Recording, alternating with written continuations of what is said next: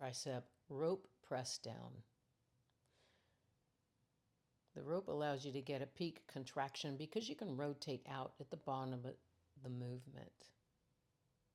Slow controlled movements, keeping the elbows pointed toward the ground on both the bar press down and the rope press down. If the elbows come up, that means you're starting to use other muscles in the movement. Reverse press down is usually done with a little wider grip, with, I say, pinky in the ditch if it's a curled bar. You can also use a straight bar. If you notice, the upper arm is not moving on any of the press down movements. Peak contraction at the bottom of the movement. The elbow is staying toward the ground, not coming up as the hand comes up. One arm overhand push down.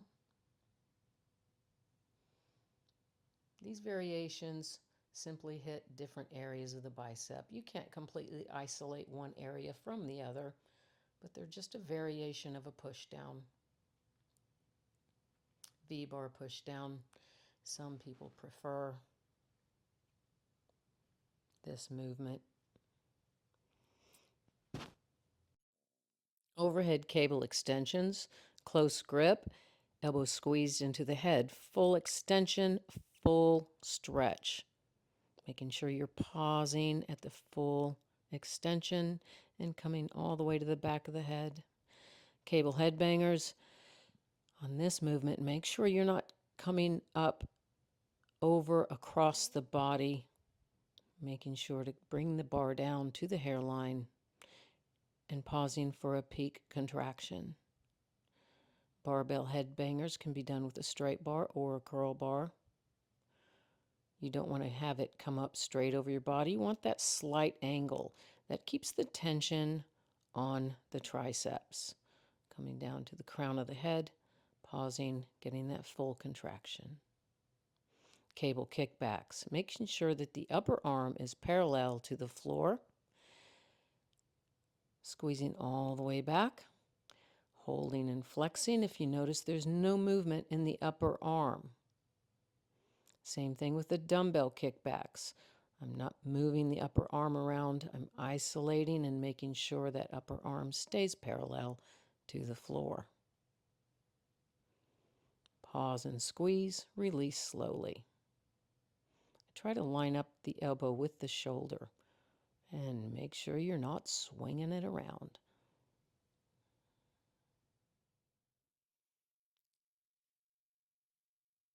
Lying single arm extensions, making sure the arm is angled slightly inward, not straight up and down. That creates a slight tension on the tricep. Bringing the thumb to the ear and then fully contracting and pausing.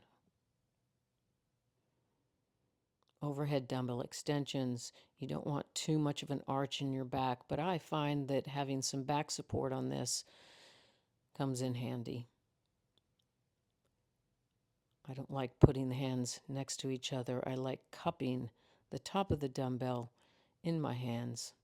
Elbows stay squeezed into the head. Full range of motion, not leaning back too far, keeping that core tight, not up too far. There's a little sweet spot in there. Elbows are in, core is tight, full contraction, full stretch at the bottom. Elbows staying in to the head.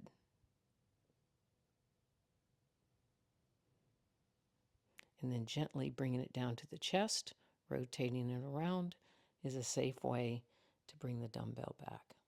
Bench dips. If your hands are too far back, that's going to be a lot of stress on the wrist. So try to bring the hands as far forward as you can to take that pressure off the wrist, but not so far that your hands are going to slip off. When you go up and down, make sure you're thinking about rubbing that backbone up and down the bench so you're not coming too far away. That puts too much stress on the shoulder. So it's more of an up and down movement, full stretch, full contraction, slight pause at the top. This is level 1, where your feet are flat and you're able to use your legs.